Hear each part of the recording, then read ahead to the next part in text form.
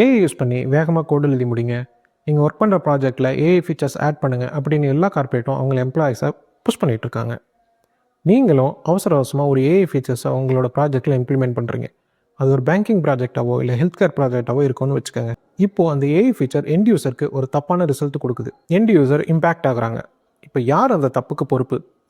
அந்த மாடலை டெவலப் பண்ண கம்பெனியா இல்லை அந்த ப்ராஜெக்ட் டெப்ளாய் பண்ண கம்பெனியா? 2 பேரும் இல்லை, நீங்கள் தான் பொறுப்பு. இந்த வீடியோவில் ஏஐ ஹைப் பற்றி நம்ம பேச போகிறதில்ல. அதுக்கு பதிலாக ஏஐயால் எம்ப்ளாயீஸ் ஃபேஸ் பண்ண போகிற லீகல் ரிஸ்க்கை பற்றி பேச போகிறோம். Let's get into the video. இவ்வளோ நாளாக நம்ம ப்ராஜெக்ட் டெப்ளாய் பண்ணும்போது அதில் வர இஷ்யூஸ்க்கு கம்பெனிஸ் தான் பொறுப்பேற்றுக்கிட்டாங்க.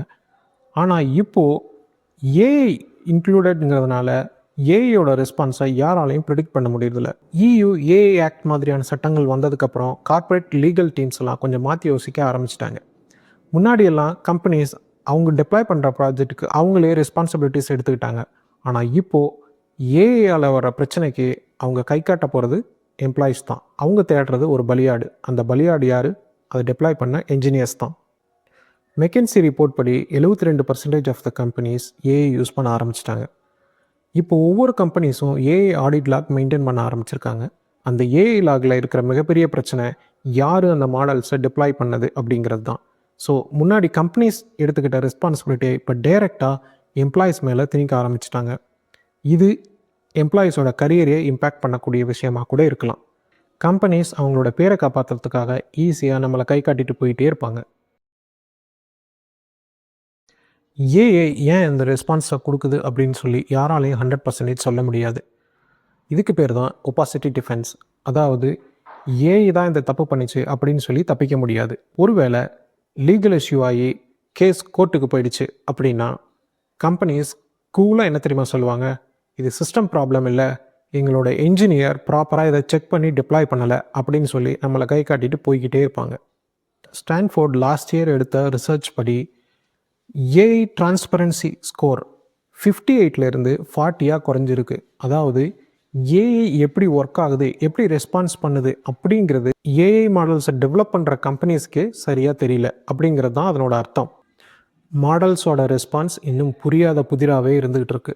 அதனால் நீங்கள் டெப்ளாய் பண்ணுற ஃபீச்சருக்கு நீங்கள் தான் முழு பொறுப்பு. ஓப்பன்ஏஐ, என்த்ராபிக் மாதிரியான கம்பெனிஸ் இண்டெம்னிட்டி, அதாவது இழப்பீடு தர்றோம் அப்படின்னு சொல்லி சொல்கிறாங்க. அவங்களோட டேர்ம்ஸ் அண்ட் கண்டிஷன் தெளிவாக படித்து பார்த்தா ஒரு விஷயம் புரியும். அவங்க தர்ற அந்த இழப்பீடு only for intellectual property breach, அதாவது காப்பிரைட் மாதிரியான இஷ்யூக்கு மட்டும்தான் அவங்க இழப்பீடு தருவாங்க. ஏஐயோட ஹாலோசினேஷனோ இல்லை ஏஐ கொடுக்குற ராங் ரெஸ்பான்ஸுக்கோ அவங்க ரெஸ்பான்சிபிலிட்டி இல்லை. முழுக்க முழுக்க அது நம்மளோட ரெஸ்பான்சிபிலிட்டி மட்டும்தான்.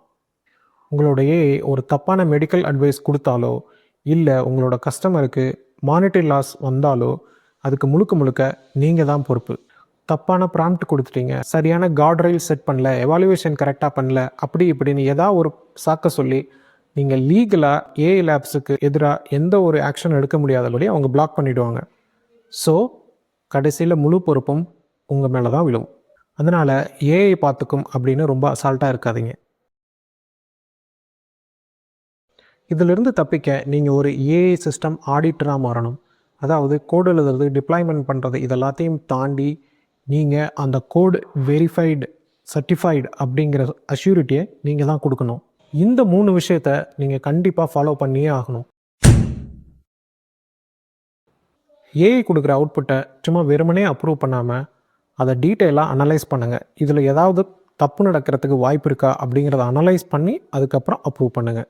ஒருவேளை நீங்கள் எதாவது ரிஸ்க் ஐடென்டிஃபை பண்ணால் அதை இமீடியட்டாக உங்கள் மேனேஜ்மெண்ட்டுக்கு ரிப்போர்ட் பண்ணுங்கள். நீங்கள் என்ன டெஸ்ட் பண்ணீங்க, என்ன எட்ஜ் கேஸ் டெஸ்ட் பண்ணீங்க அப்படிங்கிறத டீட்டெயில்டாக ஒரு டெஸ்ட் கேஸ் டாக்குமெண்ட் மெயின்டைன் பண்ணுங்கள். அது கூடவே ஏஐ ரிஸ்க் சம்மரி அப்படிங்கிற டாக்குமெண்ட்டை மெயின்டைன் பண்ணுங்கள். அதில் நீங்கள் என்னென்ன ஆன்சர்ஸ் எக்ஸ்பெக்ட் பண்ணீங்க, அது என்னென்ன மாதிரியான ஆன்சர்ஸ் கொடுத்தது, அதில் ஏதாவது ஹாலோசினேஷன் இருக்கா, தப்பான ஆன்சர் இருக்கா அப்படிங்கிறத ஐடென்டிஃபை பண்ணி உங்களோட கம்பெனிக்கு ப்ரொடக்ஷனுக்கு முன்னாடியே அதை தெரியப்படுத்துங்க. இது ரொம்ப ரொம்ப முக்கியம். இந்த டாக்குமெண்டேஷன் தான் பின்னால் உங்களை கண்டிப்பாக காப்பாற்ற போகுது. கார்ட்னர் என்ன சொல்கிறாங்க அப்படின்னா 2028குள்ளே 30% of the systems will become autonomous. So நீங்கள் ஏஜென்ட் டெப்ளாய்மெண்ட் பண்ணும்போது ஹியூமன் இன் த லூப் அப்படிங்கிறத கண்டிப்பாக ஃபாலோ பண்ணுங்கள். எந்த ஒரு high value or high risk decision எடுக்கிறதுக்கு முன்னாடி ஹியூமனோட இன்புட் தேவைப்படுற மாதிரி உங்களோட ஆர்கிடெக்சரை டிசைன் பண்ணி டெப்ளாய் பண்ணுங்கள். Otherwise it can backfire you. Last year Air Canada மேலே ஒரு கேஸ் ஆச்சு. அவங்களோட சேட் பாட் யூசர்ஸ்க்கு தப்பான இன்ஃபர்மேஷன் கொடுத்ததுன்னு கோர்ட்டில் கேஸ் நடந்துச்சு. கடைசியாக கோர்ட் என்ன தீர்ப்பு சொல்லிச்சுன்னா, இதுக்கு ரெஸ்பான்சிபிள் ஏர் கனடா தான் அப்படின்னு சொல்லிட்டாங்க. இப்போது அந்த கேஸ் கம்பெனிக்கு எதிராக தீர்ப்பாயிடுச்சு. ஃப்யூச்சரில் அது இண்டிவிஜுவல்ஸ்க்கு எதிராகவும் மாறலாம். யார் அதை அப்ரூவ் பண்ணாங்களோ அவங்களே முழு ரெஸ்பான்சிபிலிட்டிக்கும் ஆளாகலாம். ஈஸியாக ஏஐ பின்னாடி நம்மளால் போய் ஒழிய முடியாது. ப்ராஜெக்டை சீக்கிரமாக முடிக்கணுங்கிற ப்ரெஷரில் உங்களோட இன்டெலிஜென்ஸை ஏஐ கிட்ட அடகு வச்சிடாதீங்க. நீங்கள் சரியான கார்டை யூஸ் பண்ணுங்கள், எவாலுவேஷன் கரெக்டாக பண்ணுங்கள், தேவையான எல்லா டாக்குமெண்ட்ஸையும் ப்ராப்பராக மெயின்டைன் பண்ணுங்கள், அப் டு டேட்டாக வச்சுக்கோங்க. இதை ஃபாலோ பண்ணிங்கன்னா ஃப்யூச்சரில் உங்களுக்கு வர எந்த மாதிரியான ஏஐ ரிலேட்டட் இஷ்யூஸ்லேருந்தும் நீங்கள் ஈஸியாக அவங்களை காப்பாற்றிக்கலாம். Hope you understand. இந்த வீடியோ பிடிச்சிருந்தா உங்கள் ஃப்ரெண்ட்ஸுக்கு ஷேர் பண்ணுங்கள். யார் ஏஐயில் ப்ராஜெக்ட் பண்ணணும்னு நினைக்கிறாங்களோ அவங்களுக்கும் இந்த வீடியோவை ஷேர் பண்ணுங்கள். Let's grow together. சியர்ஸ்.